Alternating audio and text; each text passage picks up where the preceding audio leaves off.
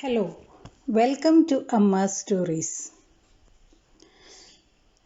It's raining cats and dogs in Kerala, but in my channel it's raining folk tales. And today's folk tale is from South Africa. I have given a video link to watch the traditional dance moves of South Africa in the video. Hope you would watch and enjoy it. Now, to refresh our memory, what is a folk tale? The folk tale is a story passed down verbally from generation to generation. Each storyteller added something new to the stories, making them more interesting and fascinating as the ages passed.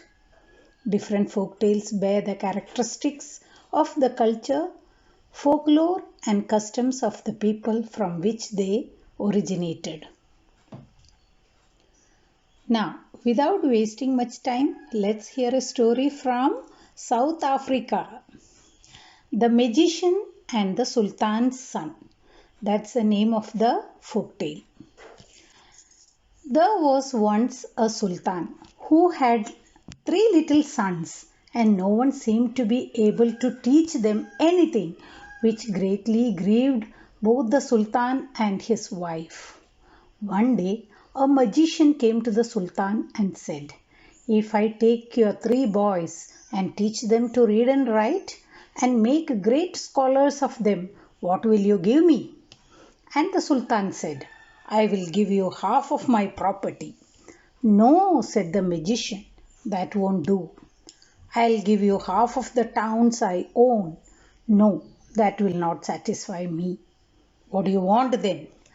"When I have made them scholars and bring them back to you, choose 2 of them for yourself and give me the 3rd, for I want to have a companion of my own." "Agreed," said the sultan. So the magician took them away and in a remarkably short time taught them to read and to make letters and made them quite good scholars. Then he took them back to the sultan and said, "Here are the children. They are equally good scholars. Choose." So the sultan took the 2 he preferred, and the magician went away with the 3rd, whose name was Kijana, to his own house, which was a very large one. When they arrived Maccabi, the magician gave the youth all the keys, saying, "Open whatever you wish to." Then he told him that he was his father and that he was going away for a month. When he was gone, Kijana took the keys and went to examine the house. He opened one door and saw a room full of liquid gold. He put his finger in and the gold stuck to it, and wipe and rub as he would, the gold would not come off. So he wrapped a piece of rag around it, and when his supposed father came home and saw the rag and asked him what he had been doing to his finger, he was afraid to tell him the truth, so he said that he had cut it. Not very long after, Maccabi went away again, and the youth took the keys and continued his investigations. The first room he opened was filled with bones of goats, the next with sheep's bones, the next with the bones of oxen, the 4th with the bones of donkeys, the 5th with those of horses, the 6th contained men's skulls, and in the 7th was a live horse. "Hello," said the horse. "Where do you come from, you son of Adam?" "This is my father's house," said the sultan's son. "Oh, indeed," was the reply. "Well, you have got a pretty nice parent. Do you know that he occupies himself with eating people and donkeys and horses and oxen and goats and everything he can lay his hands on? You and I are only the living things left." This scared the youth pretty badly, and he faltered, "What are we to do?" "What's your name?" said the horse. Ki jana. Well, I am Farasi. Now, ki jana. First of all, come and unfasten me. The youth did so at once. Now, then open the door of the room with the gold in it, and I will swallow it all. Then I will go and wait for you under the big tree down the road a little way. When the magician comes home, he will say to you, "Let's go for firewood." Then you answer, "I don't understand that work." And he will go by himself. When he comes back, he will put a great big pot on the hook and will tell you to make a fire under it. Tell him you don't know how to make a fire, and he will make himself. Then he will bring a large quantity of butter, and while it is getting hot, he will put up a swing and say to you, "Get up there and I will swing you." But you tell him you never played at that game and ask him to swing first, that you may see how it is done. Then he will get up to show you, and you must push him into the big pot and then come to me as quickly as you can. Then the horse went away. Now Maccabi had invited some of his friends to a feast at his house that evening. So returning home early, he said to Ki Jana, "Let's go for firewood." But the youth answered, "I don't understand that work." So the magician went by himself and bought the wood. Then he hung up the big pot and said, "Light the fire." But the youth said, "I don't know how to do it." So the magician laid the wood under the pot and lighted it himself. Then he said, "Put all that butter in the pot."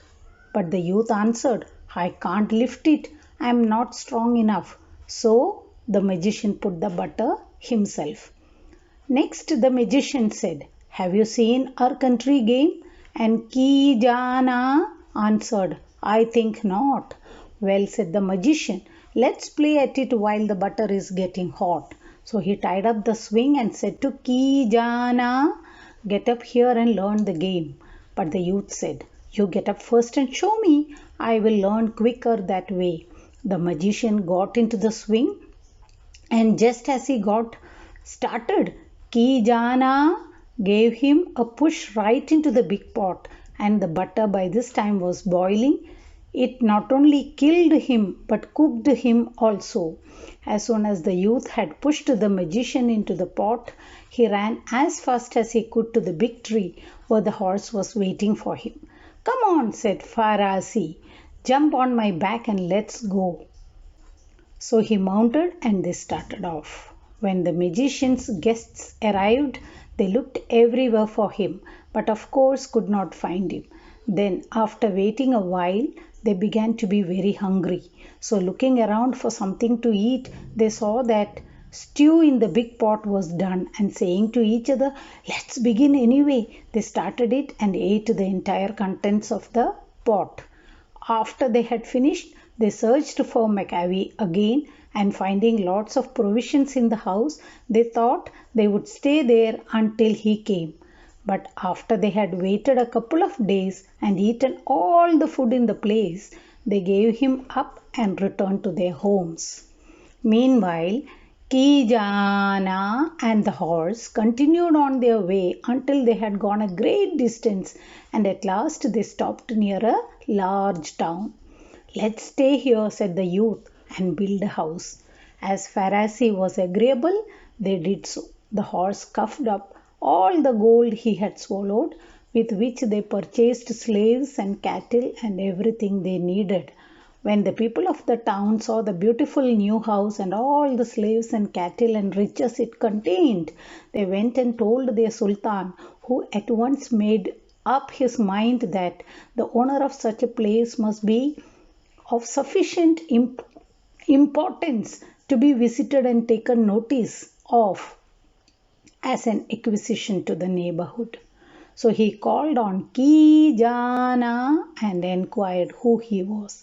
"Oh, I am just an ordinary being like other people." "Are you a traveler?" "Well, I have been, but I like this place and I think I will settle down here." "Why don't you come and walk in our town?" "I should like to very much, but I need someone to show me around. Oh, I will show you around, said the Sultan, and eagerly, as he was quite taken with the young man.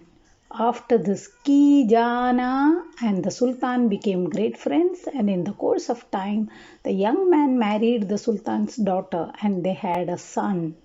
They lived happily together, and Ki Jana loved Farasi as his own soul. So, this is the story or the folk tale from South Africa. Quite big, isn't it? Hope you have liked it. The story was unfamiliar for me too, so maybe I might have confused or I might have gobbled up some names. Please excuse me for that. And till we meet with another folk tale, tata, bye bye.